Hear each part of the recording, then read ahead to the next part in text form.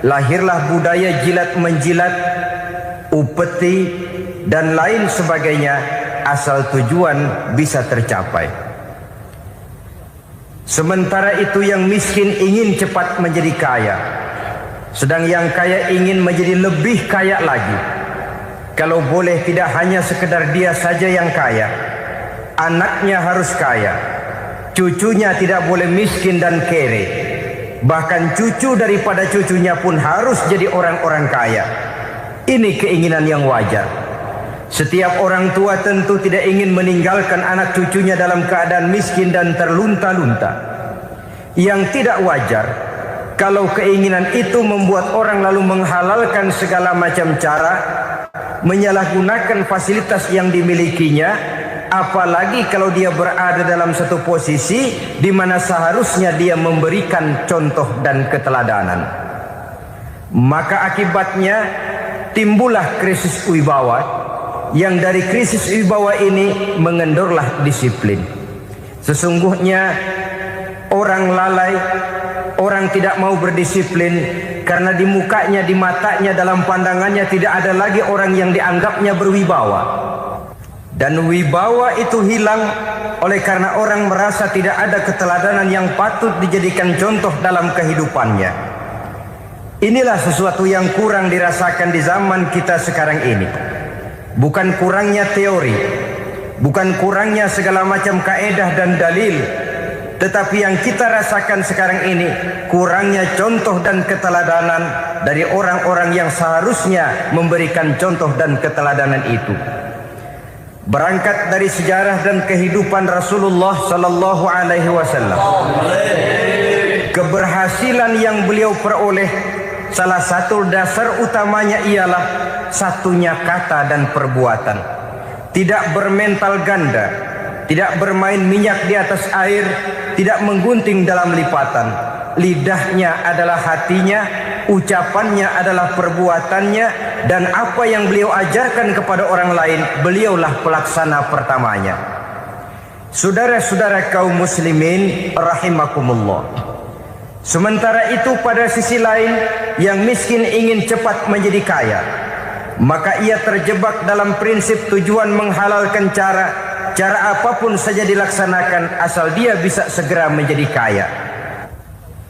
Maka salah satu jalan yang banyak dilaksanakan orang untuk mencapai kekayaan tanpa harus peras keringat dan banting tulang seperti umumnya orang adalah melalui satu jenis permainan yang umumnya kita kenal dengan nama judi. Ada dua bentuk dan pola daripada judi.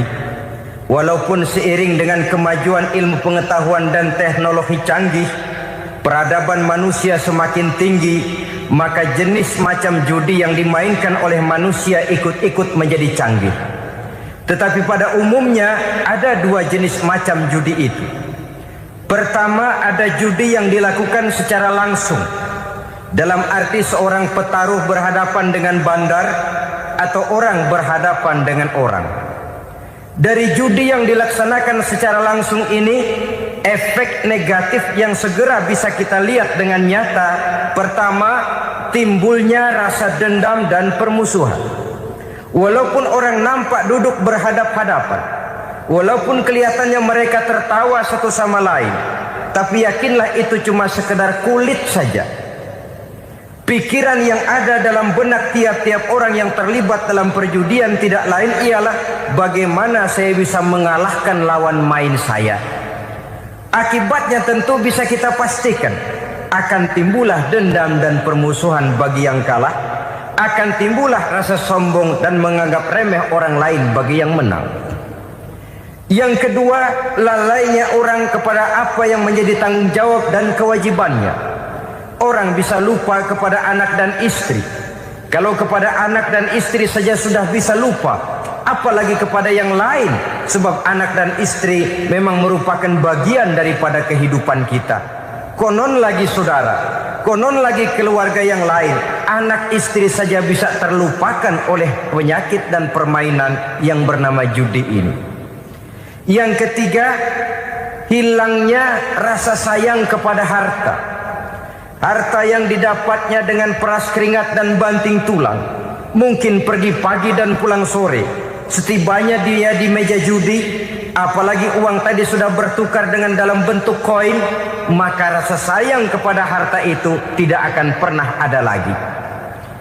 Tetapi saudara-saudara, bagaimanapun juga, judi dalam artian langsung semacam ini hanya melibatkan orang-orang tertentu. Artinya selektif. Ada judi yang lebih berbahaya daripada jenis ini, perjudian massal. Taruhlah roulette dan kasino itu judi. Tetapi judi jenis roulette dan kasino ini bahayanya hanya untuk orang-orang tertentu yang memang sudah mapan, kelompok elit. Masa iya bocah angon di kampung main roulette? Apa ia yang tinggal di pinggir kali kenal kasino? Ya entahlah kalau kasino Prambos ya. Dari judi massal semacam ini lahirlah penyakit yang dinamakan tulul amal. Tulul amal, orang yang terlalu panjang angan-angan. Bukan tidak boleh orang bercita-cita, sebab cita-cita itu perlu.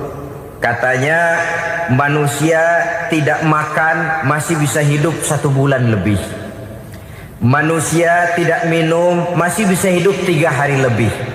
Tapi manusia tidak punya cita-cita 1 jam pun dia tidak akan bisa hidup. Karena faktor yang membuat kita bergairah menghadapi kehidupan, faktor yang mendorong kita untuk tetap berusaha dan tegar menghadapi resiko, karena adanya cita-cita di dalam kehidupan kita.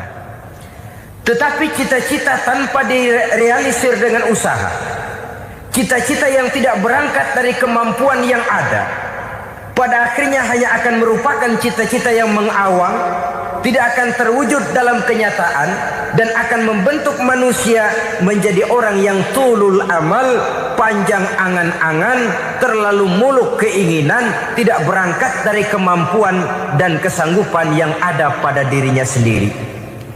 Maka penyakit inilah yang telah menghasilkan dan melahirkan penghayal-penghayal kelas berat, tukang-tukang ngelamun kelas tinggi yang hidup di angkasa luar.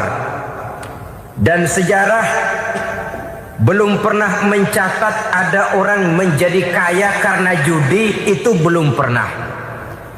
Saudara lihat saja orang kaya yang namanya Adnan Khashoggi, orang kaya yang namanya Henry Ford, orang kaya yang namanya Aristotle Onassis, orang kaya yang namanya David Rockefeller.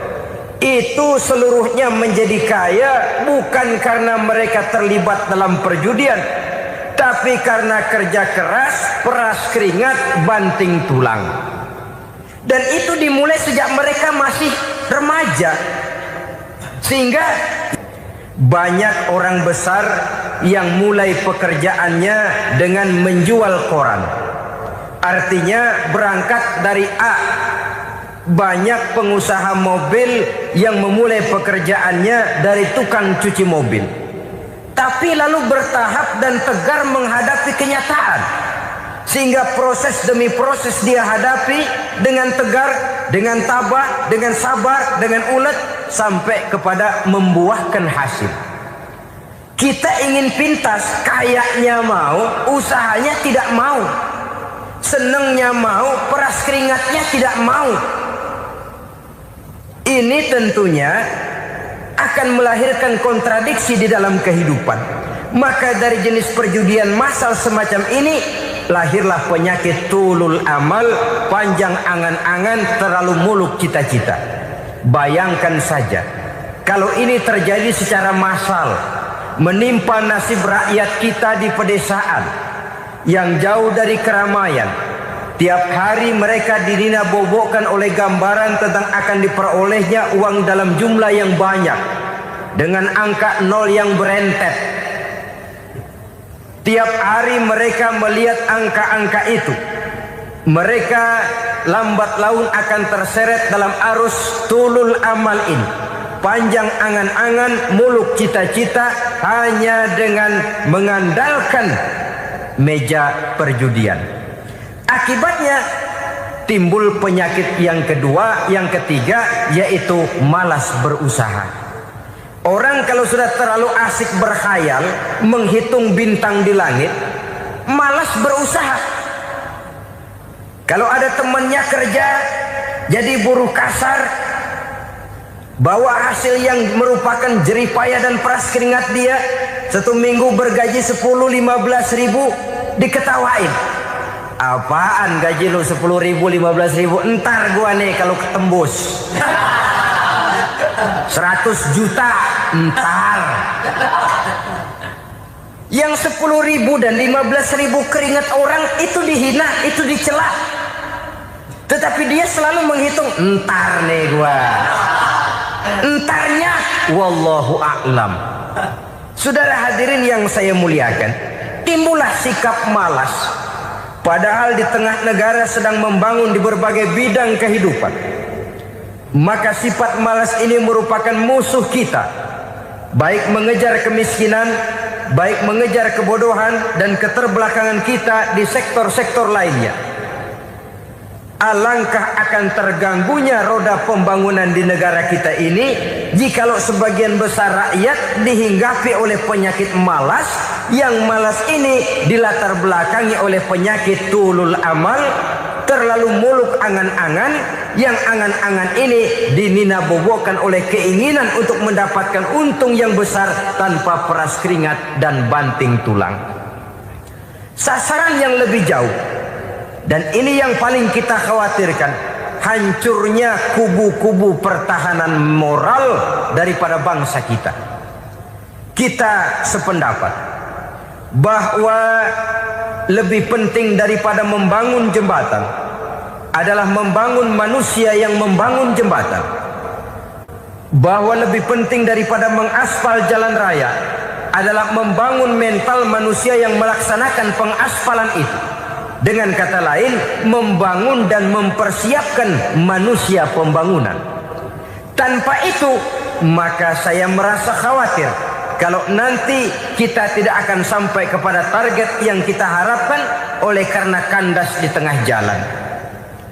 Saudara-saudara kaum muslimin rahimakumullah, Islam sebagai agama yang mengajarkan manusia untuk berusaha dan mengeluarkan segala kemampuan untuk melaksanakan segala usahanya itu, sangat membenci sifat malas, sangat membenci sifat tulul amal atau panjang angan-angan. Dan oleh karena judi melahirkan dua sifat itu, Islam sangat menganjurkan pengikutnya untuk menjauhi segala macam jenis perjudian, baik yang terang-terangan maupun yang dilakukan secara samar-samar, tidak ketara, judi canggih sesuai dengan canggihnya teknologi daripada manusia itu sendiri. Ini adalah penyakit yang meracuni masyarakat manusia dari sejak berpribadi, bertetangga, berumah tangga, sampai kepada berbangsa dan bernegara. Dan kasus-kasus yang timbul sudah cukup banyak, yang tidak mungkin lagi kita katakan hanya sekedar bersifat kasuistis, bersifat kasus-kasus kecil saja. Sebelum riaknya naik ke permukaan, marilah kita membuat benteng untuk masing-masing pribadi muslim memelihara dan menjaga diri, jangan terseret dalam permainan yang bernama judi, apapun bentuknya, bagaimanapun cara dan ragamnya. Karena jelas bahayanya lebih besar daripada manfaatnya. Taruhlah kita barangkali kemarin-marin hanyut dalam arus perjudian, tetapi hendaknya kita bisa mengambil pelajaran bahwa seorang mukmin adalah seorang yang apabila dia melakukan kesalahan, dia segera sadar, dijadikannya pelajaran untuk tidak diulanginya lagi pada masa-masa yang akan datang. Dengan sikap semacam itu, kita tidak lagi akan mengulangi kesalahan-kesalahan lama, dan grafik kehidupan kita dari hari ke hari akan makin menunjukkan hal-hal yang baik dan positif adanya. Saudara-saudara kaum muslimin rahimakumullah, kalau ABRI masuk desa, rakyat beruntung. Kalau jaksa masuk desa, rakyat bahagia.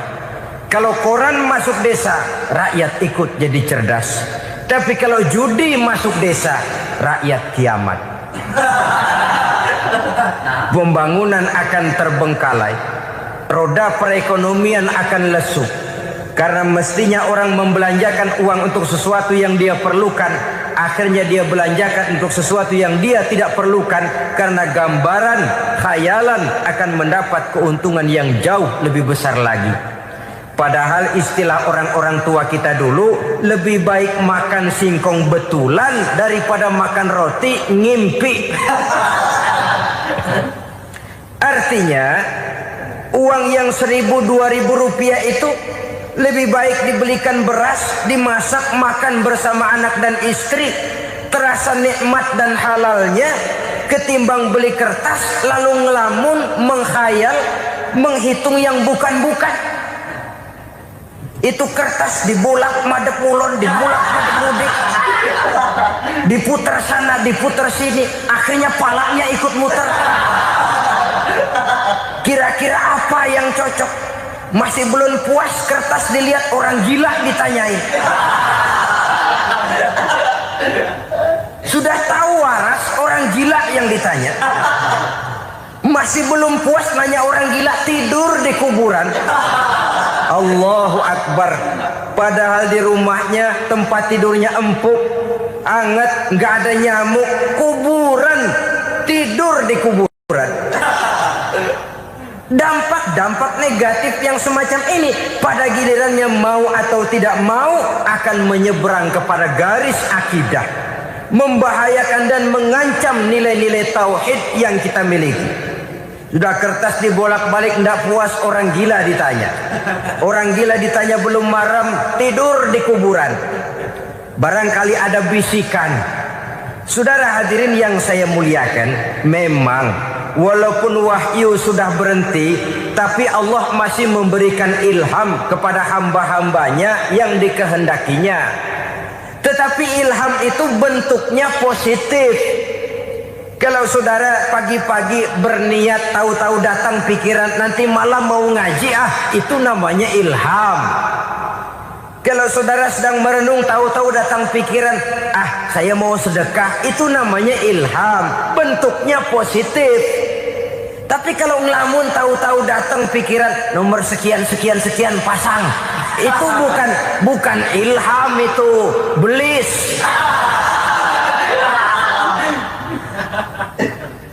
Saudara hadirin yang saya muliakan, tidak puas tidur di kuburan, cari yang lebih paten lagi, dukun ditanya. Nah, saya ingin menuduhkan persoalan. Apa tidak boleh orang ziarah kubur? Apa tidak boleh orang pergi ke dukun? Ini dalam kaitannya dengan judi, karena ini penyakit yang sudah merajalela, mewabah di kalangan masyarakat kita di lapisan yang bawah ini.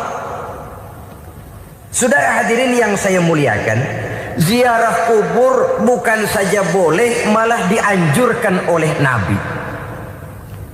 Tetapi ziarah kubur yang dianjurkan oleh Nabi itu dengan tujuan pertama, agar orang ingat kepada mati. Kafa bil mauti wa'izah, kata Nabi. Cukup dengan mengingat mati menjadi pelajaran bagi kamu semua. Maka etikanya diajarkan, kalau saudara ziarah kubur, sampai di depan pintu kubur itu kan, Assalamualaikum ya ahlal kubur wa inna insyaallahu bikum lahikun. Kami satu saat insya Allah pasti akan menyusul kamu. Kalau kamu sekarang berbaring di sini, satu saat kami akan berbaring di sini. Ziarah kubur mengingatkan orang kepada mati. Orang yang ingat kepada mati, gaya hidupnya lain dengan orang yang tidak ingat mati. Nah, orang kalau nggak ingat mati, gaya hidupnya nggak terkontrol. Kalau dia berkuasa, Fir'aun, itu nggak ingat mati. Kalau dia kaya, Korun. Sudah gambarannya nggak merupakan gambaran-gambaran yang baik. Orang yang ingat mati, dia berkuasa, dia berlaku adil. Suatu saat saya akan mati dan ini akan dimintakan pertanggungan jawab. Orang kaya ingat mati, dia akan jadi pemurah. Kenapa? Kalau saya diberikan ilmu, pertanyaan akhirat cuma satu, ilmumu kau amalkan untuk apa? Kalau saya diberikan umur panjang, pertanyaan akhirat cuma satu, umurmu kau habiskan di mana? Tapi jikalau saya diberikan harta, pertanyaan akhirat ada dua, hartamu kau dapat dari mana, kau belanjakan kemana? Depannya ditanya, belakangnya ditanya. Dapat dari mana, dibelanjain kemana? Sebab dua-duanya berkaitan dengan kegiatan. Kadang-kadang dapatnya dari jalan yang baik, tapi keluarnya ke tempat yang tidak baik, itu pun tidak betul. Atau dapatnya dari yang tidak baik, tapi dibelanjakan untuk yang baik, itu pun tidak bisa diterima. Oleh karenanya, dengan mengingat mati, gaya hidup seseorang jadi terkontrol karenanya. Yang kedua, dianjurkan kita untuk berziarah kubur itu mendoakan orang-orang yang sudah meninggal. Mal mayyitu fi qabrihi illa kal gharikil mutaghawis, kata Nabi. Orang yang sudah meninggal itu di alam barzakhnya adalah seperti orang yang tenggelam di lautan, menunggu doa dari keluarganya yang masih hidup. Apakah itu anaknya, kemenakannya, cucunya, dan lain sebagainya. Adapun yang kalau kita ziarahi itu kuburnya orang-orang yang kita tahu merupakan orang soleh, orang yang berjiwa bersih, yang kita kenal ketakwaannya kepada Allah Subhanahu wa Ta'ala, tidak ada salahnya kita bertabarruk, asal jangan dengan satu keyakinan bahwa dia secara mandiri bisa mendoakan kita. Dia hanya bisa melakukan itu hanya dengan izin Allah. Nah, umumnya orang kalau sudah ziarah ke kubur-kubur keramat itu Allahnya kelupaan. Itu yang dikhawatirkan merusak dan mengganggu akidah. Sehingga di awal-awal perkembangan Islam, Nabi pernah melarang orang ziarah kubur itu. Ini bisa kita simak dari hadis, kuntu nahaitukum an ziyaratil qabri fazuruha. Dahulu aku pernah melarang kamu untuk ziarah kubur. Adapun sekarang kalau mau ziarah, ziarahlah kamu. Kata-kata dulu aku pernah melarang kamu itu menggambarkan bahwa pada permulaan perkembangan Islam, nilai keimanan para sahabat masih rapuh, masih lemah, masih memerlukan pembinaan. Sehingga kalau mereka sering ke kubur, dikhawatirkan mereka minta kepada kubur. Nah, tetapi tatkala nilai keimanannya sudah mapan, sudah kuat, kata Rasul, fazuruha. Adapun sekarang kalau mau pergi berziarah, ziarahlah kamu. Saudara hadirin yang saya muliakan, jadi jangan melupakan Allah. Saya bisa saja berkata, kalau saya misalnya pakai cincin, lalu saya bilang, saya sejak pakai cincin ini, jangan anak gadis, nenek-nenek ngelihat saya lemes. Atau sejak pakai cincin ini, dagangan laris bener. Cincin itu yang menggelincirkan akidah. Untuk tidak tergelincir, orang harus tidak melupakan Allah. Dia bisa berkata, alhamdulillah, Allah memberikan keistimewaan kepada batu cincin saya. Batu cincinnya tidak apa-apa, Allah yang memberikan keistimewaan. Ini dalam bentuk yang langsung. Dalam bentuk yang tidak langsung kita bisa lihat, misalnya kalau petani ditanya, ini bisa panen besar ini rahasianya apa, Pak? Oh, pupuk urea. Pupuk urea. Nah, Allah nomor 16. Seorang petani yang baik keimanannya, dia akan berkata, kami bisa panen besar karena izin Allah. Lah, kalau pupuknya mah pakai pupuk urea, izin Allahnya dulu, baru kemudian pupuknya nyusul. Jadi sebenarnya bukan cuma pergi ke dukun yang bisa merusak keimanan, pergi ke dokter juga bisa loh merusak keimanan. Kalau berkeyakinan bahwa dokter itulah yang memberikan sembuh, kenapa akidah saudara tidak tergelincir karenanya? Dokter hanya memberikan obat dan resep sembuh. Sembuh itu datangnya dari Allah. Ini yang diungkapkan lewat lisan Nabi Ibrahim alaihissalam, wa idza maridtu fahuwa yashfini. Apabila aku sakit, dialah Allah yang memberikan sembuh. Memberikan sembuh. Jangan juga menyalahartikan ayat ini. Ada ayat begini sakit terus nekat. Udah nggak usah berobat dah, memang penyakit dari Tuhan. Ntar waktunya baik ya baik dah. Udah ampek terus dah. Orang yang berobat saja belum tentu sembuh, apalagi yang tidak berobat. Sama juga orang nggak sembahyang kita ajakin ngotot, lu juga yang sembahyang belum tentu masuk surga katanya. Lah yang sembahyang belum tentu masuk surga, bagaimana cengoran lu yang nggak sembahyang?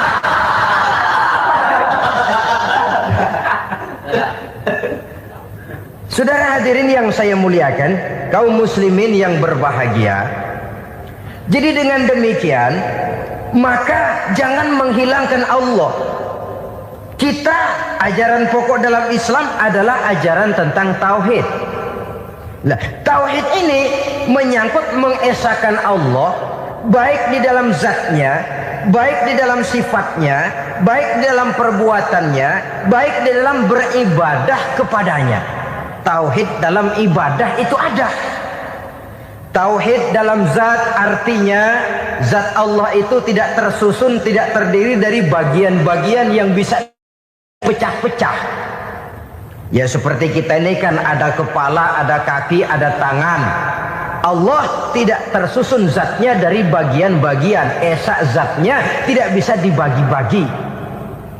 Esa sifatnya artinya Allah itu sifatnya tidak pernah berubah. Sejak dahulu sampai sekarang Allah itu cinta kepada orang beriman yang melakukan kebaikan, dan Allah benci kepada orang kufur yang melakukan kejahatan. Mustahil satu saat Allah berubah. Orang kufur yang berbuat kejahatan didemenin, orang mukmin yang berbuat kebaikan dikeselin. Misalnya tahun 2000 Tuhan giliran jengkel sama orang mukmin. Itu mustahil. Dia esa di dalam sifatnya. Lain dengan sifat kita manusia. Sifat kita ini kan relatif. Ada saatnya kita senang, lain saat yang kita senang betul kita caci maki. Hari ini kita caci maki, besok kita puji. Lihat teman kaya, habis kita omongin, boleh jadi dia kaya. Kenapa? Dukunnya 36. Begitu kita habis caci maki begitu, dia datang ngasih duit sama kita. Cacian itu bisa berubah menjadi pujian. Lu ya emang bukan main dah. Sifat kita itu relatif, bisa terpengaruh oleh situasi dan kondisi. Saudara hadirin yang saya hormati, kaum muslimin yang berbahagia, Allah juga esa di dalam perbuatannya. Artinya di dalam menciptakan apapun yang akan diciptakan oleh Allah, di dalam melakukan apapun yang akan dilakukan oleh Allah, tidak terikat kepada faktor lain, tidak memerlukan bantuan lain. Dia adalah mutlak. Nah, kemudian kita mengesahkan Allah dalam zatnya, mengesahkan Allah dalam sifatnya, mengesahkan Allah dalam perbuatannya. Belum tentu berarti kita mengesahkan Allah dalam ibadahnya. Sebab banyak orang yang yakin betul Allah itu esa, teguh dengan pendiriannya. Tuhan lu siapa? Allah. Allah bagaimana? Esa. Bagaimana kalau dua? Kagak. Tiga? Enggak. Mantap. Soal tahlil paten. Tapi dalam ibadah kadang-kadang dia tidak mentauhidkan Allah. Ini makna wa ma umiru illa liya'budullaha mukhlisin. Kami tidak memerintahkan kepadamu kecuali untuk beribadah kepadaku, kata Allah, dengan ikhlas. Beribadah kepada Allah dengan ikhlas itu artinya apa? Beribadah hanya untuk Allah saja. Nah, kalau hanya untuk Allah saja, lalu kita minta berdoa di depan kuburan orang yang soleh, apa syirik? Tidak syirik. Kalau kita berkeyakinan bahwa orang tempat kita memanjatkan doa itu hanya bisa mendoakan kita dengan izin Allah. Dia sendiri tidak punya kekuasaan apa-apa. Tanpa izin Allah dia tidak bisa berbuat apa-apa. Itu tidak menyebabkan orang menjadi syirik. Sama saja dengan kalau saya berkata tadi, alhamdulillah Allah telah memberikan keistimewaan kepada batu cincin saya. Apa salahnya Allah memberikan keistimewaan kepada benda-benda mati? Allah memberikan keistimewaan kepada Hajar Aswad, benda mati. Allah memberikan keistimewaan kepada Masjidil Haram, benda mati. Allah memberikan keistimewaan kepada Ka'bah, benda mati. Orang tawaf keliling Ka'bah, sembahyang di Masjidil Haram, sujud menghadap kepada Ka'bah, apakah jadi syirik? Tidak, kita tidak menyembah Ka'bahnya, kita menyembah yang punya Ka'bah itu. Nah, di sini kita lihat bahwa fungsi Ka'bah hanya merupakan wasilah. Tapi kalau Allahnya kita hilangkan, jadilah kita penyembah batu. Hanya saja batu itu berbentuk 4 bernama Ka'bah. Sa'i, orang yang melaksanakan haji, lari-lari antara Safa dan Marwah, amalan apa itu? Seakan-akan kita menghormati bukit-bukit, gunung-gunung. Tapi bukan itu yang kita tuju dalam pelaksanaan sa'i itu. Yang kita tuju adalah ini perintah Allah. Allahnya yang diutamakan. Maka hal semacam ini tidak menyebabkan orang menjadi syirik dan tergelincir dari tauhid. Tapi kalau ziarah kubur dengan niat cari buntutan, nomor yang cocok, ini niatnya saja sudah salah. Nah, kalau berangkat dengan niat yang salah, sampai di sana saya yakin, seyakin-yakinnya amalannya pasti salah.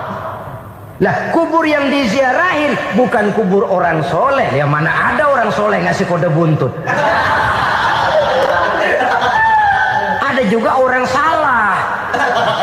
Orang soleh itu kadang-kadang dia nggak tahu kuburan siapa, nongkrong aja di situ. Memang sulit, saudara-saudara. Mental ya, namanya mental. Kalau memang mental sudah mental judi, apa saja bisa dijudiin. Jadi orang nggak perlu sebenarnya pemerintah terlalu gini, nggak usah. Kembali saja kepada mental. Kalau mental memang sudah mental judi, apaan aja bisa dijudiin. Pulang tengah malam nabrak babi, babi yang keluar nih.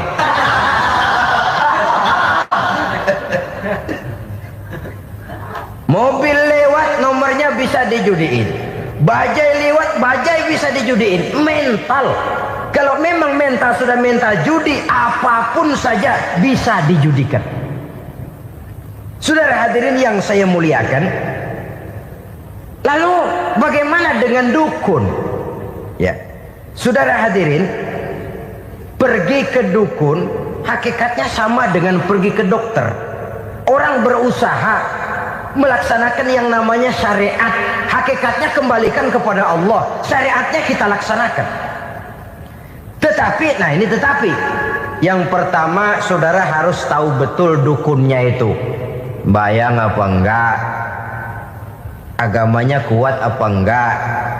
Sebab ya tentu tidak ada dukun yang jelek, karena pada umumnya penyakit dukun itu kan nyohor, iklan lewat koleha-kolehanya.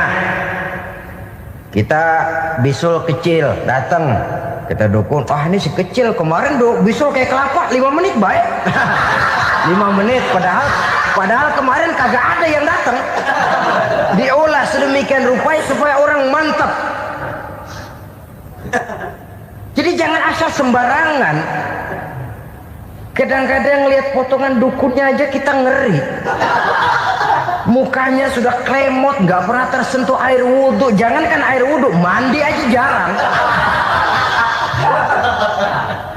Yang kayak begini yang dipegang mati-matian, yang dipercayai habis-habisan, akan kita kemanakan tauhid kita ini? Apalagi kalau perginya sudah dengan niat mencari nomor yang jitu. Itu saya katakan lagi tadi, berangkat saja sudah dengan niat yang salah. Orang berusaha silahkan. Sama juga kita ke dokter. Oleh dokter kan setelah diperiksa penyakit kita, lalu dianalisa, oh ini penyakitnya ini. Kemudian diberikan obat. Lah, obat itu kan tentu ada aturan minumnya tuh. Yang kapsul ini sehari 3 kali, yang tablet ini sehari 2 kali. Kalau kita minumnya kelebihan, overdosis namanya. Saking pengen cepet baik, sekali minum 10 tablet. Ya memang nggak sakit-sakit lagi, tapi nggak hidup sudah. Habis. Kita pun dalam melaksanakan amalan hidup beragama begitu. Saudara datang kepada kiai, orang-orang soleh, meminta amalan, wiridan, itu jangan sampai overdosis. Tidak sesuai dengan kemampuan pribadi. Wong masih SD sudah minta matematika kelas SMP, celeng. Baru SMP sudah minta diajarkan filsafat kelas perguruan tinggi, semaput. Kenapa? Daya tampungnya nggak kuat. Emang ukuran secangkir, minta disini seember, ya luber. Lebihnya nggak cukup. Kenapa? Yang diberikan, yang diamalkan tidak sesuai dengan makomnya, tidak sesuai dengan kemampuan yang ada pada dirinya. Saudara hadirin yang saya muliakan, akhirnya apa? Mencelakakan dirinya sendiri. Ngawur. Baru sembahyang seminggu udah ngaku ketemu malaikat. Oh, sembahyang ditemenin malaikat lah, sembahyang baru seminggu mulain. Tuh malaikat iseng anak. Ya walaupun kalau Allah izinkan tidak mustahil, tapi kan tidak logik. Orang yang melaksanakan ibadah puluhan tahun memerlukan riyadhah dan latihan, khusyuk dan tawadhu, penuh tazallul, merendahkan diri di hadapan Allah, belum tentu mendapat karunia yang semacam itu. Saudara hadirin yang saya muliakan, jadi dengan kata lain, yang pertama, lihatlah dulu kualitas dukun yang akan saudara datangi itu. Ini kualitas black apa kualitas white? Aspal apa cat putih? Sehingga jangan sampai kita salah pilih. Sebab biasanya orang kalau sudah hanyut di kali, rumput pun dia pegangin. Dia tahu kalau rumput tidak akan bisa menahan bobot badannya, tapi karena posisinya posisi terjepit, rumput pun dia pegang. Ini satu gambaran psikologis betapa orang dalam keadaan panik, kepepet, kejepit, yang tidak mestinya dipegang pun akan dipegangnya juga. Walaupun dia tahu itu tidak akan bisa menahan bobot badannya, namun dipegangnya juga. Oleh karenanya, yang pertama, lihat dulu kualitas dukunnya. Yang kedua, saudara-saudara, jangan berkeyakinan bahwa dukun itulah yang memberikan permintaan saudara. Si dukun hanya bisa dengan izin Allah. Nah ini kuncinya.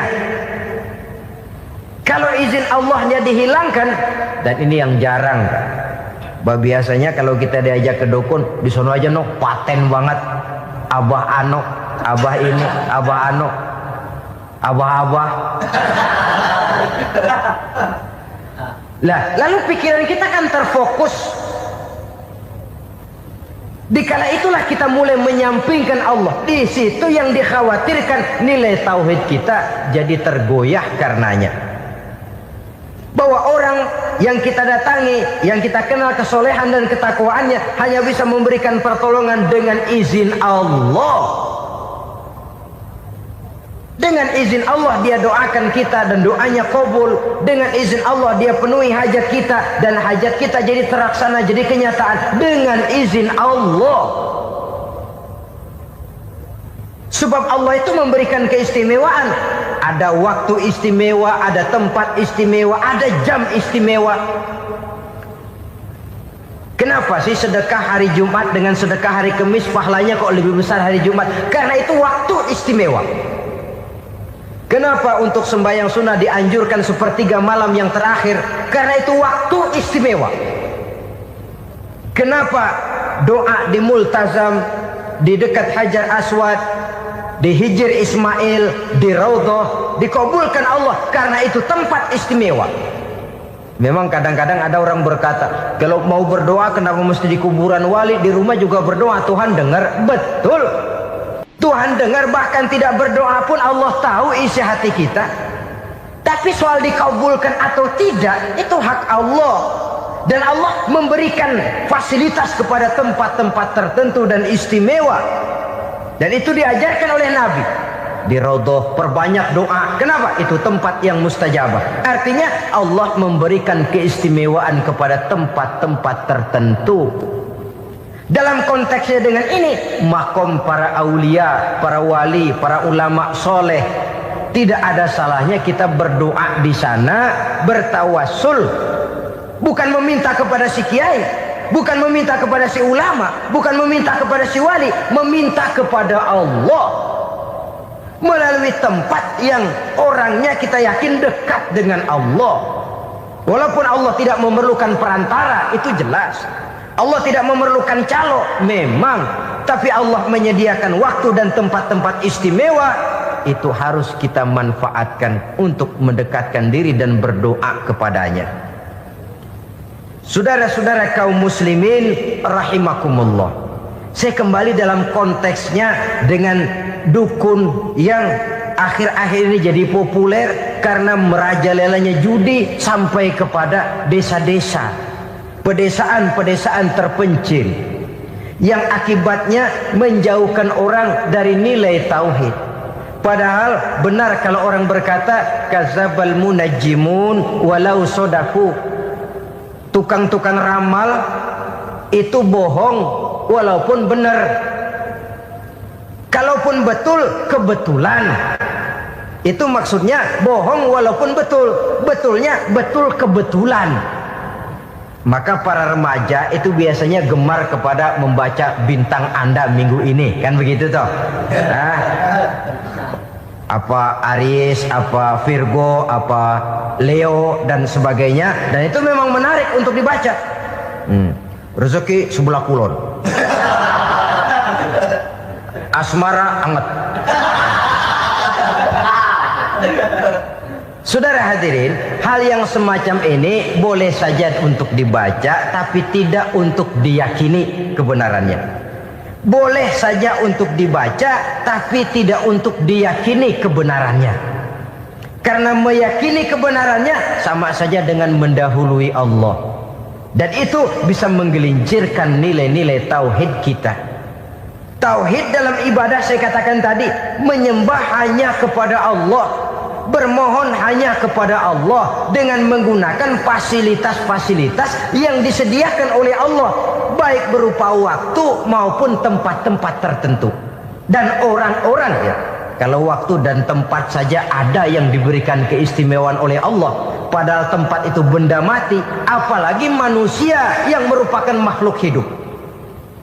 Saudara hadirin yang saya muliakan, saudara-saudara kaum muslimin yang berbahagia, sehingga dengan demikian kita tetap menjaga nilai-nilai akidah. Dan dengan ini syariat kita laksanakan tanpa membuang hakikat. Sebab hakikat tanpa syariat itu kosong. Syariat tanpa hakikat juga tidak ada tujuan. Yang penting hati bersih, nggak sembahyang nggak apa-apa. Mana bisa begitu, Mas? Kalau memang hati bersih nggak usah sembahyang nggak apa-apa. Nabi Muhammad dulu berhenti dong sembahyang. Sebab beliau orang yang hatinya paling bersih. Nah, orang yang hatinya paling bersih saja sembahyang yang nggak berhenti, masa kita lalu mau berhenti? Yang penting kan kita bisa dekat dengan Allah melalui perasaan, banyak-banyak ingat. Apa itu sembahyang? Macam-macam. Itu hakikat saja tanpa syariat ya tidak bisa. Syariat saja tanpa hakikat juga gerak lahir yang tanpa roh namanya. Kita melakukan sholat tapi kita tidak tahu untuk apa kita sholat dan kenapa kita sholat dan siapa yang kita sembah di dalam kita sholat. Sehingga dengan demikian keduanya tidak bisa terpisahkan satu sama lain. Seperti halnya kulit dan isi. Barangkali pernah saya ingatkan, kulit penting, isi pun juga penting. Hakikat penting, syariat juga penting. Dan kita jangan salah mengartikan, terjebak dalam ucapan-ucapan yang masih memerlukan penafsiran, sehingga lalu kita cenderung mendiskreditkan dan menjelekkan para wali. Misalnya ada ucapannya Syekh Abdul Qadir Jailani yang berkata begini, barang siapa yang masuk ke rumahku lalu ia memakan makananku, maka ia akan masuk surga. Ini kalau ucapan ini dipahami secara apa adanya, ya jelas orang bisa tergelincir. Tapi kalau ditafsirkan secara betul, siapa yang masuk ke dalam rumahku? Di mana rumah Syekh Abdul Qadir? Di mana umumnya rumah para wali? Di masjid. Jadi siapa yang masuk ke dalam rumahku? Masjid. Lah kalau sudah di dalam masjid, makanannya apa? Getuk. Tentu saja tidak. Kalau sudah di masjid itu ya makanannya ya wirid, zikir, tahajud, baca Quran, paling kurang i'tikaf. Jadi siapa yang masuk ke masjid lalu dia sujud, wirid, zikir, ya jelas saja surga. Jangan membaca ucapan ini lantas rame-rame nyari bekas rumah Syekh Abdul Qadir. Rame-rame masuk ya rumah kecil. Saudara hadirin, kita terlalu terpaku kepada materi ucapan dan melupakan filsafat daripada ucapan itu sendiri. Dalam kondisi yang sedemikian, sangat boleh jadi orang lalu tergelincir karenanya. Oleh karena itulah saudara-saudara, saya kembali kepada satu prinsip, bahwa sebenarnya dengan tidak perlu menyalahkan pihak-pihak lain, mari kita kembali kepada sikap mental kita sebagai muslim. Kalau mental memang sudah mental penjudi, apapun bisa dijudikan. Tapi kalau mental itu tidak ada, walaupun di kiri kanan dan depan belakang banyak dibuka tempat-tempat perjudian, saya yakin kita akan mampu menahan dan menjaga diri. Sikap mental inilah yang memerlukan pembinaan dari kita semua. Sehingga dengan demikian kita akan menjadi pribadi-pribadi yang bisa bertahan dari segala gempuran-gempuran yang datang dari luar karena adanya prinsip ketahanan mental itu tadi. Sekali lagi saya ingatkan bahwa judi selamanya tidak akan pernah mendatangkan kebahagiaan. Judi tidak akan membuat orang menjadi kaya. Judi tidak akan membuat orang makin akrab berteman dan bersaudara. Yang jelas judi melahirkan permusuhan dan dendam, membangkitkan rasa malas, memulukan angan-angan tanpa mau peras keringat dan banting tulang, melalaikan orang dari tanggung jawab dan kewajibannya, membuat ia lupa kepada anak, istri dan seluruh keluarganya, dan pada akhirnya dia akan terjebak dalam satu permainan yang makin menjauhkan dia dari proses kesadarannya sebagai manusia. Sebagai uraian penutup, marilah kita renungi firman Allah dalam Al-Baqarah ayat 208. A'udzubillahi minasyaitonir rajim. Ya ayyuhalladzina amanu dukhulu fis silmi kafah wa la tattabi'u khutuwatis syaitan innahu lakum aduwwum mubin. Hai orang-orang yang beriman, masuklah kamu ke dalam keselamatan. Masuklah kamu ke dalam Islam secara keseluruhan. Jangan kamu mengikuti jejak-jejak setan, karena setan adalah musuhmu yang nyata dan jelas. Judi termasuk jejak-jejak yang ditinggalkan oleh setan untuk diikuti oleh kita agar kita mendapatkan kesengsaraan baik di dunia lebih-lebih di akhirat nanti. Amin. Rahimakumullah. Setiap orang menginginkan kebahagiaan dan tidak seorang pun menginginkan kesengsaraan dalam kehidupan ini. Namun nyatanya tidak setiap orang yang ingin bahagia mengetahui jalan yang harus ditempuhnya untuk sampai kepada kebahagiaan itu. Maka pada kesempatan pertemuan kali ini saya ingin menyampaikan sebuah hadis dari junjungan kita baginda Nabi besar Muhammad sallallahu alaihi wasallam yang termuat dalam kitab Mukhtarul Ahadits An-Nabawiyah, di mana beliau bersabda, arba'un min sa'adatil mar'i. Ada 4 perkara yang merupakan tanda dari orang bahagia. Saya mau tanya, di antara saudara-saudara yang hadir di sini, apa ada yang kepengen jadi orang sengsara? Ya. Seluruhnya tentu ingin mendapatkan kebahagiaan. Maka menurut resep dari Nabi kita, tanda orang bahagia itu 4. Jadi kalau saudara ingin bahagia, harus mempunyai 4 perkara ini. Yang pertama, orang bahagia itu kata Nabi, darun wasi'un, punya rumah biar bagus asal gede. Enak ngaturnya daripada sudah punya rumah kecil adanya di pinggir kali, gubuk, kalau hujan bocor miring lagi, kiamat. Loh, kalau gitu Islam materialis dong. Hadis ini boleh diartikan dengan makna hakiki, arti yang sebenarnya. Boleh diartikan dengan makna majazi, arti kiasan. Kalau dia diartikan dengan arti kias, maka yang dimaksud darun wasi'un ay qalbun wasi'un. Rumah yang luas tidak lain daripada hati yang lapang. Karena di situ kunci kebahagiaan yang sebenarnya. Walaupun kita cuma tinggal di petak berukuran 2 kali 3 meter, kalau hati kita luas-luas rasanya rumah itu. Tapi biar rumah kita halamannya saja puluhan ribu hektar, ada kolam renangnya, kamar tidurnya tidak lagi terhitung. Kalau hati yang menempati rumah itu sempit, maka akan terasa sempit jugalah rumah itu. Tempat bergantungnya tidak lain adalah hati. Marilah kita mencoba melihat berbagai pandangan orang tentang bahagia ini. Ada orang menyangka bahwa bahagia itu kalau dia mendapatkan harta yang sebanyak-banyaknya. Siapa yang banyak harta, dialah raja. Apa yang dia mau, seluruhnya bisa dibeli. Keamanannya, dia bisa menyewa petugas. Seluruh fasilitas untuk menyenangkan kehidupannya bisa dibeli. Pendeknya, hartalah segala-galanya dalam kehidupan.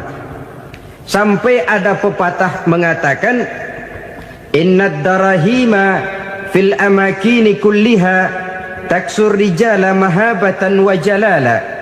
Sesungguhnya harta, dinar, dirham, uang, di mana-mana selalu bikin hebat orang yang memilikinya.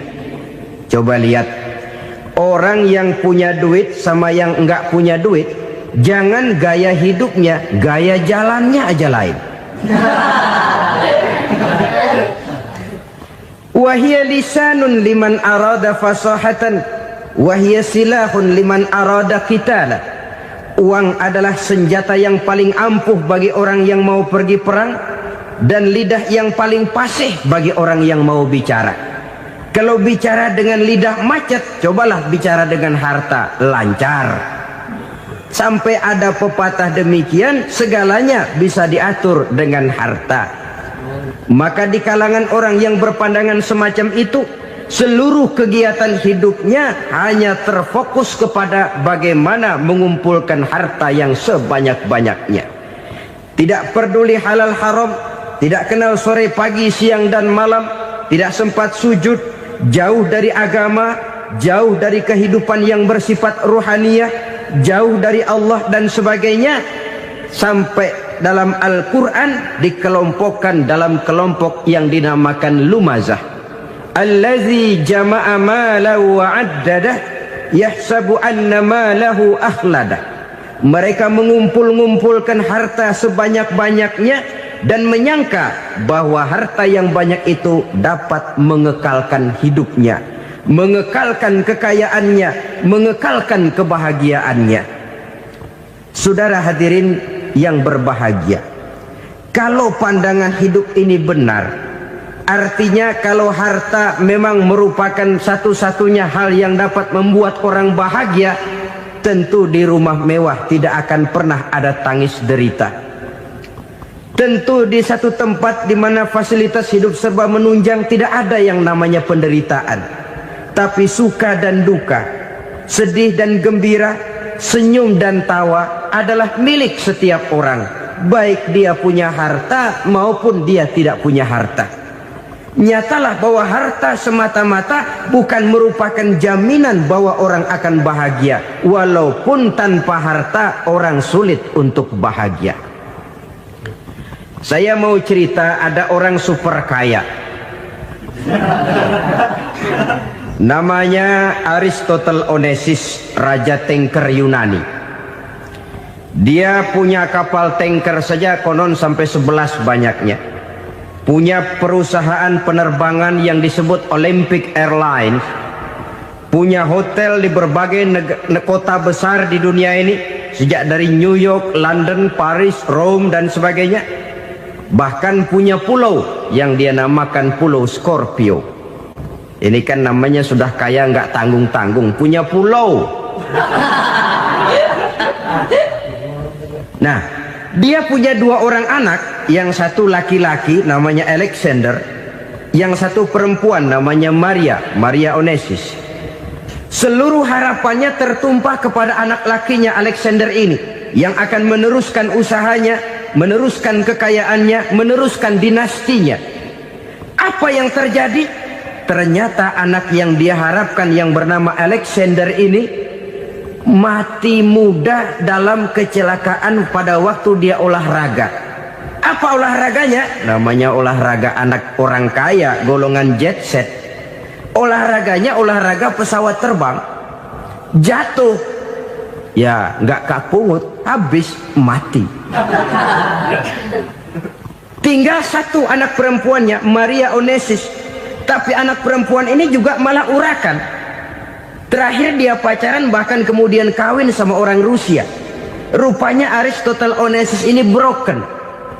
Kekayaannya yang berlimpah ruah, perusahaannya yang begitu banyak, siapa yang akan meneruskan?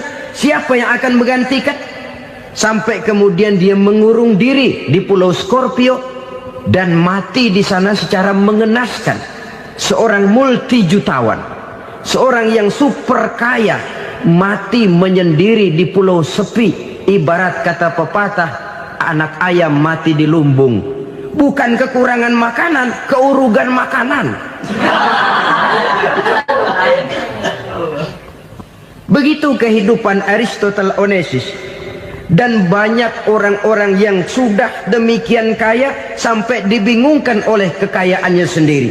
Telusurilah kehidupan David Rockefeller misalnya, Henry Ford misalnya, Adnan Khashoggi misalnya. Multi jutawan yang kadang-kadang dibuat keder oleh kekayaannya sendiri. Pantas ketika Imam Ali ditawarkan orang, "Ya Ali, kalau kepadamu disuruh pilih ilmu atau harta, kau pilih mana?" Ya jelas pilih ilmu dong. Kenapa? Pertama, ilmu kalau kita berikan kepada orang lain tambah. Tapi harta kalau kita berikan kepada orang lain kurang.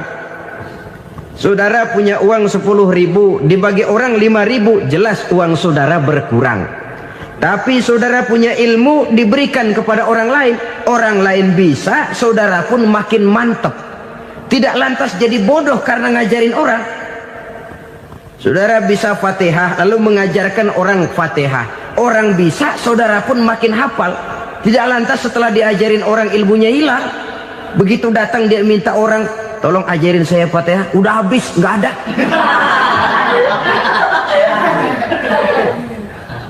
Yang kedua kata Imam Ali, ilmu menjaga kita. Kalau harta kita yang harus jaga.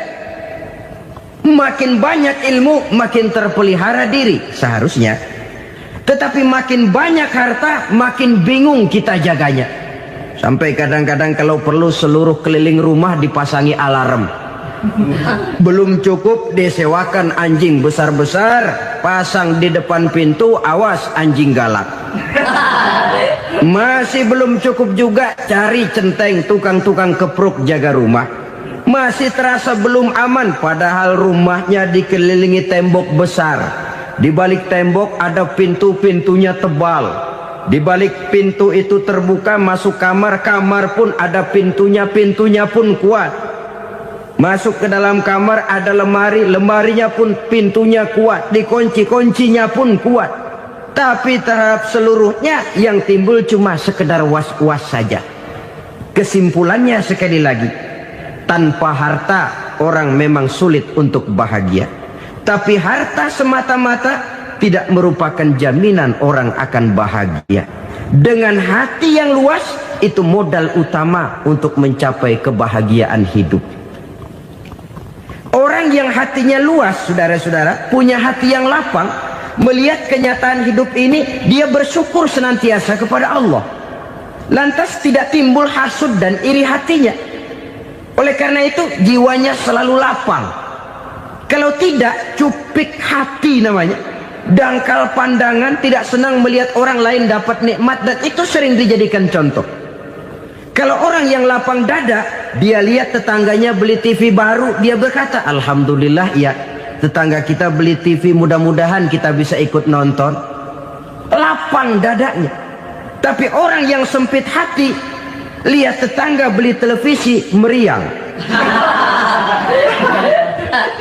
Enggak diapa-apain, meriang. Besoknya dengar tetangga beli motor, makin sakit, ke rumah sakit. Lalu di rumah sakit dengar tetangganya beli mobil, mati. Disiksa oleh perasaannya sendiri. Orang kalau hati sudah sempit dalam hidup, kemanapun dia pergi, sempit rasanya medan kehidupannya. Kemudian kita melihat juga ada orang yang menilai bahwa bahagia itu katanya kalau punya kedudukan yang tinggi, pangkat yang agung, wibawa yang besar. Mungkin betul, tapi mungkin juga tidak. Bergantung kepada hati orang yang punya pangkat itu. Sama dengan harta tadi. Harta akan membawa bahagia kalau dia jatuh ke tangan orang yang berhati lapang. Tapi harta akan jadi bencana kalau jatuh ke tangan hati orang yang sempit. Pangkat akan membawa bahaya kalau jatuh di tangan hati orang yang sempit. Lebih dari itu, kenyataan mengajarkan kepada kita bahwa ternyata pangkat dan jabatan tidak selamanya memberikan kebahagiaan dalam kehidupan. Bahkan resikonya kelewat besar.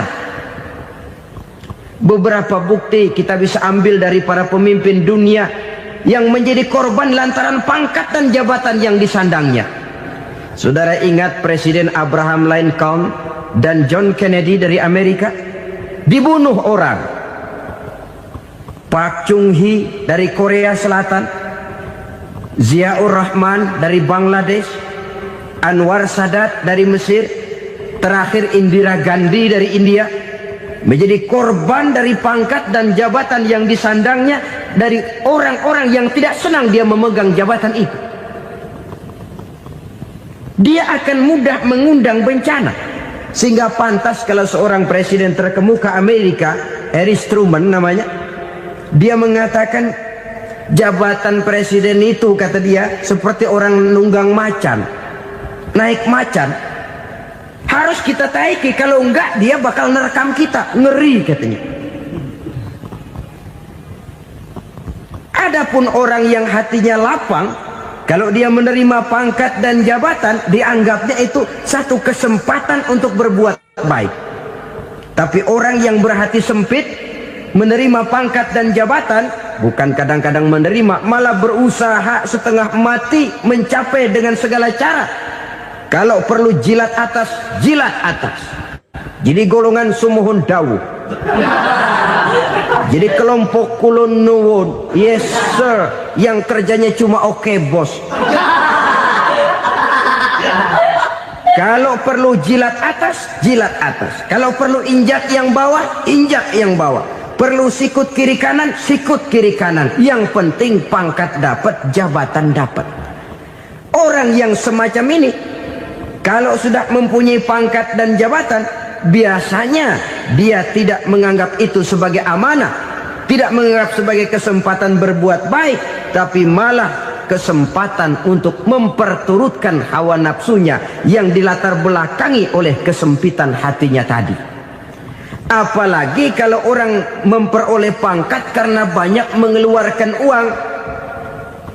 Seakan-akan pangkat dan jabatan itu sekarang macam proyek, pakai tender.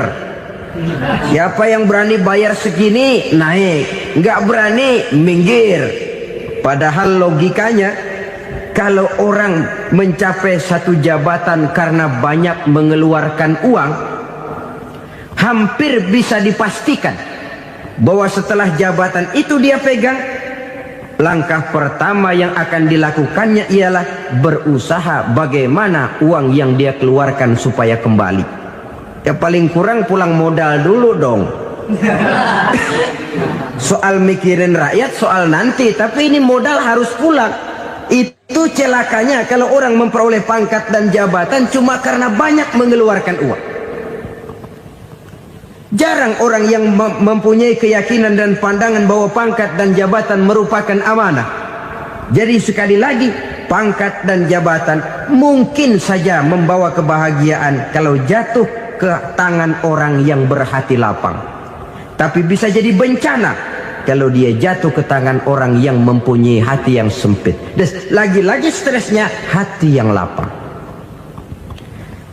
Lalu sebagian orang, saudara, ada yang berpandangan katanya bahagia itu kalau jadi orang terkenal, mempunyai popularitas, menjadi idola di kalangan remaja, di kalangan orang tua, di segala lapisan masyarakat.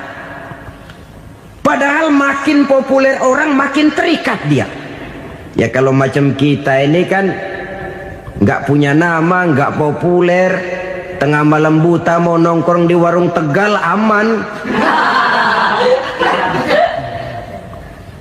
Tapi pangkat, jabatan, kedudukan, popularitas menyebabkan kita diikat dengan berbagai macam peraturan. Cuma mandi sama ke WC saja yang nggak dikawal.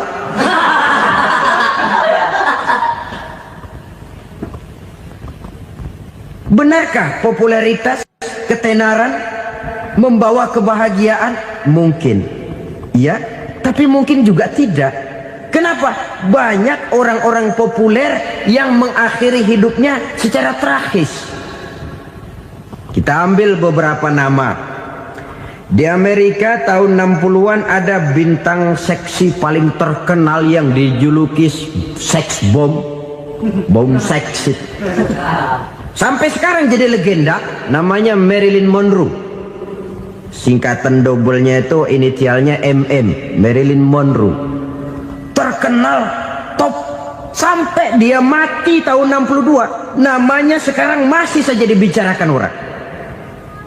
Kenapa dia bunuh diri? Tidak punya hartakah dia? Banyak. Kurang populerkah dia? Seluruh dunia mengenalnya. Sejak rakyat kecil sampai pejabat tinggi dia punya hubungan. Kenapa? Jenuh. Dia terlahir dalam keadaan yatim. Setelah itu tidak lama dia berangkat remaja, ibunya meninggal. Pindah dari wanita asuh ke wanita asuh sampai 12 orang ibu angkatnya. Dan kekecewaan yang paling parah, setiap laki-laki yang dekat dengannya hanya seperti kapal berlabuh. Datang dan pergi silih berganti. Padahal dia merindukan seseorang yang bisa melindungi hidupnya. Dia rindukan itu dan dia tidak pernah menemukan. Itu yang akhirnya menyebabkan dia minum pil tidur kelewat dosis, minum obat tidur kebanyakan. Ya tidur terus sampai sekarang.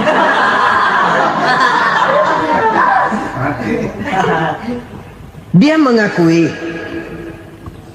saya telah memiliki ketenaran, tapi saya tidak pernah hidup dalam ketenaran itu.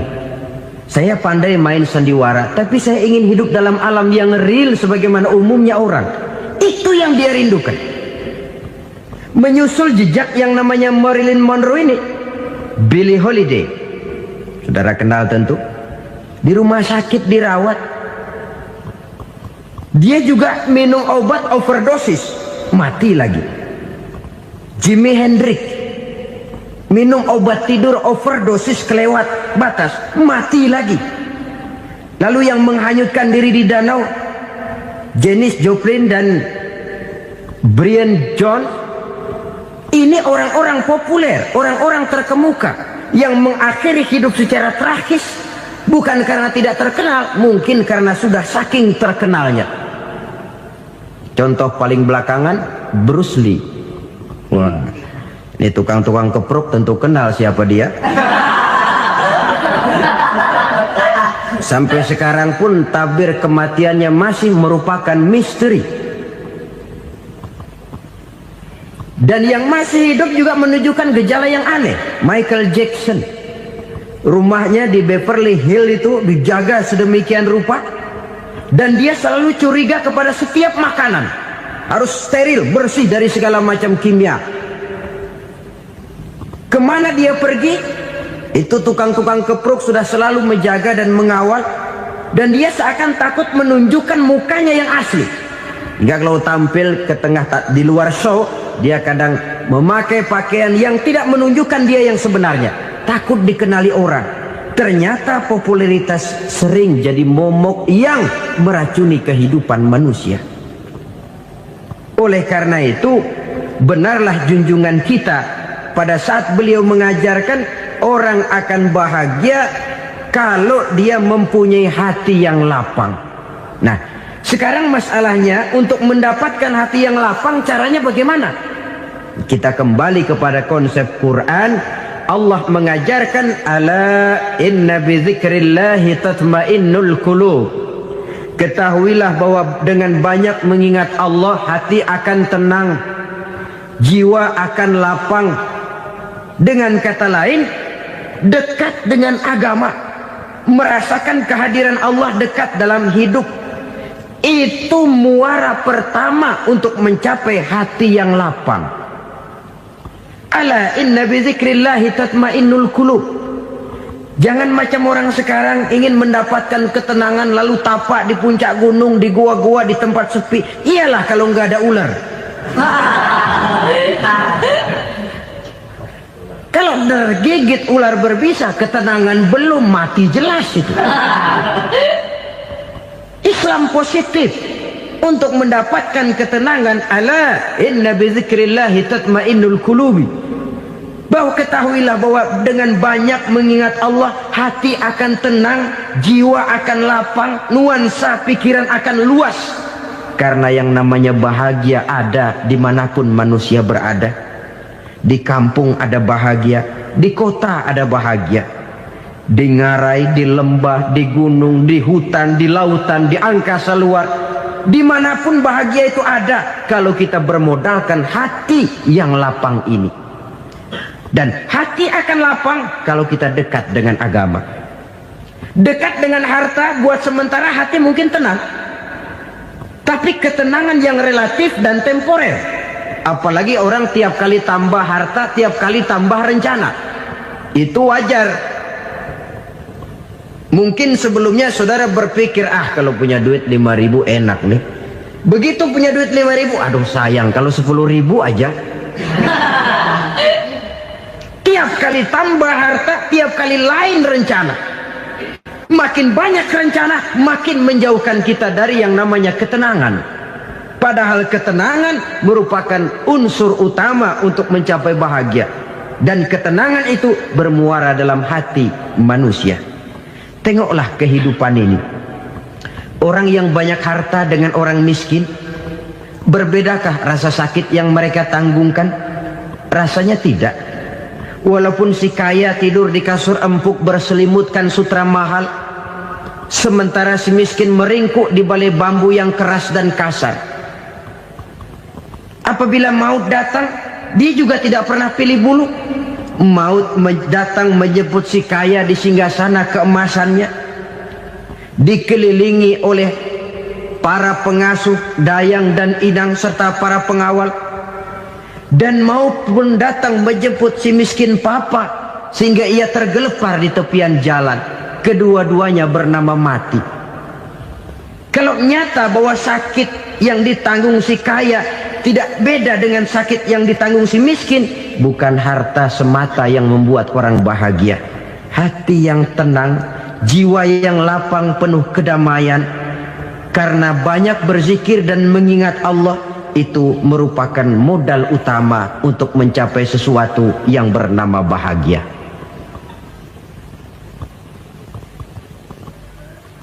Saudara hadirin yang saya hormati, inilah yang pertama dari 4 ciri yang digambarkan oleh Nabi tentang tanda-tanda orang bahagia. Dan harus berangkat dari yang pertama ini, hati yang lapang. Ini yang harus kita miliki lebih dahulu, baru nanti akan menyusul kepada poin yang ketiga, kedua, dan selanjutnya. Sebab kalau hati sudah terisi dengan jiwa yang lapang, seluruh persoalan insya Allah akan bisa kita atasi dengan sebagaimana mestinya. Yang kedua sekarang, tanda orang bahagia menurut baginda Nabi, markabun syariah. Orang bahagia itu, kata beliau, punya kendaraan biar cepat asal lancar. Artinya kemana dia mau pergi mudah. Apa maksud hadis ini? Kalau kita kaji lebih dalam, kendaraan itu kan alat transportasi. Transportasi tidak lain adalah usaha memudahkan komunikasi. Pindah dari situ kepada teori bahwa manusia adalah zon political, makhluk bermasyarakat yang tidak bisa memenuhi kebutuhan hidupnya secara sendirian. Kita memerlukan keberadaan orang lain dalam kehidupan ini. Untuk memakai baju saja kita sudah perlukan petani yang tanam kapas, pabrik yang memintal kapas jadi benang, pabrik yang menenun benang jadi kain, sampai kepada mesin jahit, sampai kepada tukang jahit. Itu cuma untuk memakai pakaian saja. Tidak seorang pun di antara kita yang sanggup memenuhi kebutuhan hidupnya secara sendiri. Kita perlu orang lain. Maka kebebasan dalam arti mutlak, kebebasan tanpa batas, itu tidak mungkin ada dalam kehidupan. Karena kita mengadakan yang disebut interaksi sosial. Setiap kegiatan kita tentu melibatkan orang lain. Menurut kita barangkali kita bebas jalan di jalan raya semaunya, tapi orang lain berkendaraan pun merasa bahwa ini ada juga jalan haknya, dan begitu selanjutnya. Oleh karena itu, maksud dari kendaraan yang cepat ini adalah khulata'uhu ma'as solihin. Lingkungan pergaulannya terdiri dari orang-orang soleh. Pergaulannya luas. Kemana dia pergi ada temannya. Kesulitannya ada tempat dia cerita. Dan kesulitan kalau sudah diceritakan kepada orang lain, taruh kata orang itu tidak bisa menolong, namun menceritakannya kepada orang yang kita percayai, kan paling kurang sudah mengurangi beban jiwa, mengurangi tanggungan batin, merasa masih ada tempat kita cerita. Maka lebih baik orang awam yang mau bergaul ketimbang orang setengah alim tapi ngunci pintu. Sebab nantinya akan timbul sikap picik, cupik pandangan, dan tidak luas menghadapi kenyataan dalam kehidupan ini. Namun yang harus kita garis bawahi, pergaulan memang mesti luas. Namun jangan sekali-kali lupa bahwa pergaulan sangat besar pengaruhnya dalam ikut membentuk kepribadian manusia. Sehari-hari bisa kita bilang, kalau kita dekat sama tukang minyak wangi, sekalipun nggak dibagi minyaknya, baunya tentu dapat. Betul? Tapi dekat sama tukang elas, walaupun nggak kena apinya, asapnya mesti kena.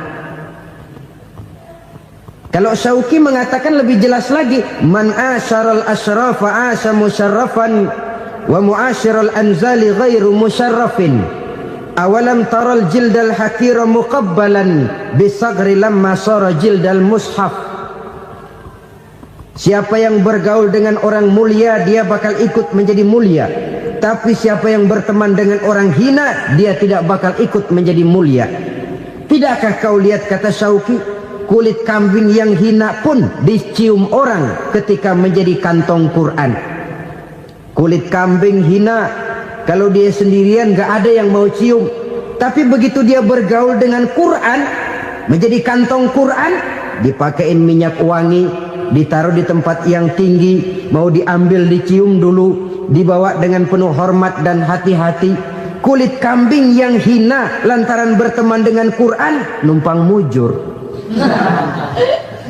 Tapi coba lihat kalau kulit kambing berteman dengan kayu, jadi beduk, habis. Zohor dikemplang, asar dipukul. Itu pun sedikit saja, cuma salah milih teman. Yang temannya Quran dihormati orang, yang temannya kayu lantaran jadi beduk, gelap-gelap subuh orang udah kemplangin.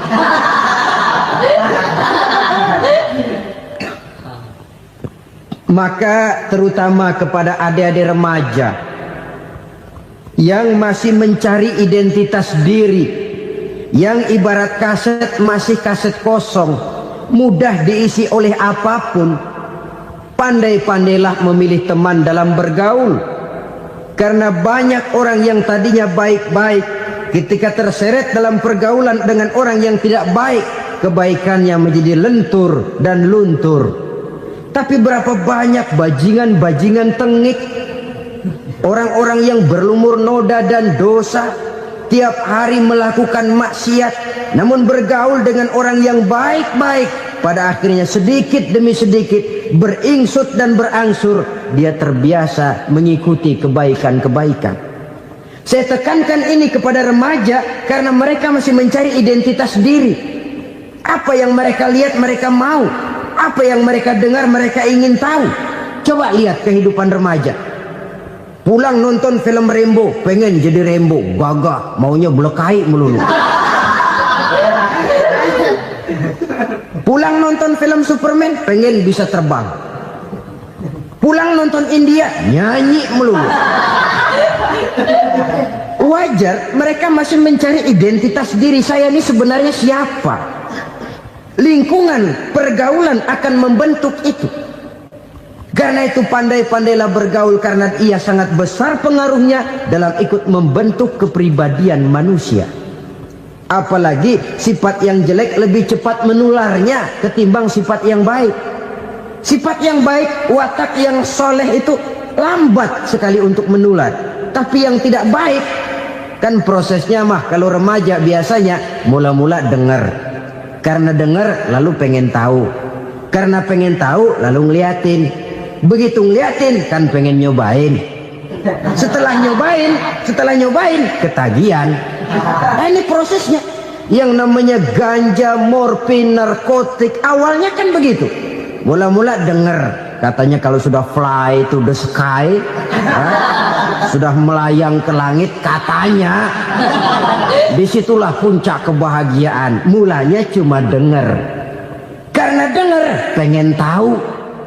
Karena pengen tahu lalu ngeliat, kumpul sama orang yang suka ngeganja. Setelah ngeliat, nah pengen ngerasain. Begitu ngerasain enak juga, ketagihan. Kalau sudah ketagihan jadi penyakit kronis, bisa merembet kepada yang lain. Iya, kalau orang tuanya mampu untuk beli morfin, beli ganja. Kalau tidak kan pikirannya ngayap, jemuran siapa ya gue sabet. Timbullah perbuatan-perbuatan negatif yang bermula dari salah pergaulan. Apalagi buat adik-adik remaja yang tinggal di kota-kota besar, yang pengaruh budaya, pengaruh kesenian, pengaruh struktur kehidupan yang nampak makin individualistis, di mana persaingan tajam, tensi ekonomi tinggi, orang mudah mengalami stres. Pandai-pandailah dalam bergaul, sekali lagi, karena ia sangat besar pengaruhnya dalam ikut membentuk kepribadian manusia. Orang bahagia punya kendaraan yang cepat, artinya punya pergaulan yang luas, dan lingkungan pergaulannya terdiri dari orang-orang yang soleh. Kemana dia pergi ada teman, kesulitannya ada tempat dia cerita. Tapi kalau sudah menyendiri, hidup sendiri, kesulitan dipikiri sendiri, bisa mati belum waktunya. Tidak ada tempat berbagi rasa, tidak ada tempat bercerita, tidak ada tempat mengurangi beban dalam kehidupan. Pantas betul kalau Islam sangat menggalakkan dan menganjurkan orang kalau sudah sampai waktunya itu untuk melangsungkan nikah. Kata Nabi, ya ma'syaras syabab man istata'a minkumul ba'at falyatazawwaj. Hai para pemuda, kalau sudah mampu memberi nafkah, kawinlah, nikahlah kamu. Kenapa? Sudah ada teman hidup, tempat berbagi rasa. Kesulitan kalau ada tempat cerita akan lebih ringan ketimbang kita telan sendiri, walaupun bobot kesulitannya sama beratnya. Saudara-saudara kaum muslimin rahimakumullah, inilah ciri yang kedua, punya kendaraan biar cepat asal lancar. Kemana kita mau pergi gampang. Dengan kata lain, setelah hati yang luas, pergaulan yang luas. Dua. Yang ketiga sekarang, tanda orang bahagia itu menurut Nabi, misbahun mudhi'un, punya lampu yang terang. Oh, itu enggak problem. Sekarang sudah zamannya listrik masuk desa, Pak. Lampu sudah terang semua. Betul, kalau itu yang dimaksud. Tapi tidak cuma itu. Karena lampu yang dimaksud di sini, lampu yang akan menerangi seluruh perjalanan hidup. Dan perjalanan hidup itu sudah dimulai sejak kita terlahir ke alam ini, sampai masuk ke alam barzah, kumpul di padang mahsyar, sampai ke akhirat. Lampu yang menerangi itu yang diperlukan. Kalau lampu, katakanlah yang paling top sekarang kan lampu jenis Mercury. Taruhlah itu di rumah kita, dia cuma menerangi rumah kita, menerangi hati pun tidak sanggup. Bila kita masuk ke alam barzah, alam kubur, sanggupkah si Mercury yang begitu terang menerangi alam barzah kita? Tidak sanggup lagi. Sanggupkah lampu yang ratusan watt, bahkan puluhan ribu watt menerangi kehidupan di padang mahsyar? Tidak akan sanggup lagi. Kalau demikian, yang dimaksud lampu yang terang di sini apa? Tidak lain amal soleh, kebajikan yang kita lakukan dalam hidup. Itu yang akan jadi lampu penerang. Di dunia nama kita akan terang. Jasad kita boleh hancur terkubur tanah, tapi nama kita akan dikenang orang. Begitulah kalau orang meninggalkan kebajikan dalam hidup seperti sekarang. Ribuan orang tiap saat berziarah ke kubur Imam Syafi'i, ke kubur Imam Malik, ke kubur Imam Ghazali, ke kubur orang yang baik-baik, orang yang soleh-soleh. Kebajikannya yang ditinggalkan, yang mengukir namanya dengan tinta emas. Sehingga saudara sudah terbaring di alam kubur, orang lewat, Allah, ini kuburannya Fulan bin Fulan, dulu ini kebaikannya Masya Allah, saya ikut merasakan. Mari kita mampir sebentar, kita Fatihah. Mohon disampaikan Allah pahalanya kepada almarhum. Al-Fatihah. Itu kalau orang baik-baik. Lalu saudara tanya, Pak, orang mati dikirimin Fatihah apa nyampe pahalanya? Saya jawab, kalau saudara nggak percaya, mati dulu dah. Nanti saya Fatihain, tungguin di sana. Umpama nggak sampai, balik lagi kemari. Sekarang ini kan maunya otak-otakan saja. Kalau nggak masuk otak, nggak percaya. Padahal alam gaib itu nggak bisa diotak-otakin. Sama saja dengan saudara pernah dengar cerita kapal Tampu Mas tenggelam kan? Pernah nggak? Di mana? Di Laut Masalembo. Begitu ke Tampu Mas tenggelam, ratusan penumpang itu terjun ke laut, dipermainkan gelombang, berjuang menghadapi maut itu. Orang lagi timbul tenggelam di lautan, dihantam ombak, kita tengokin pakai helikopter. Pak, lagi timbul tenggelam ya? Iya, tolongin. Jangan khawatir Pak, nih saya kirim intan Pak, harganya 10 juta. Kira-kira orang yang timbul tenggelam di laut seneng nggak? Tidak. Kan mahal toh intan 10 juta. Kenapa dia nggak senang? Karena intan 10 juta dalam kondisi seperti itu tidak sanggup menyelamatkan dia. Dia akan girang kalau dikirimin ban mobil bekas, dikirimin papan terentang atau bambu.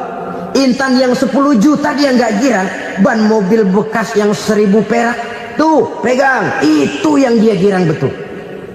Inilah sebabnya Nabi berkata, mal mayyitu fi qabrihi illa kal ghariqil mutaghawwis. Orang yang meninggal di alam kuburnya seperti orang timbul tenggelam di lautan. Yantaziru da'watan min ahli, menunggu doa dari keluarganya yang masih hidup. Duh, bapak saya sudah meninggal, saya sayang benar sama dia. Kirimin kulkas ke kuburannya Itu sama saja dengan tadi orang tenggelam di lautan dikirimi intan yang harganya 10 juta, tidak sampai. Begitulah kalau kebajikan yang kita tinggalkan dalam hidup, sudah mati pun kubur kita masih diziarahi orang. Tapi kalau jahat yang kita tinggalkan, boro-boro lah orang mau doa lewat dekat kuburan kita juga serem. Tuh bajingan dulu mati dipendem di situ tuh. Jangan lewat situ, ntar kesurupan, jangan. Lewat saja.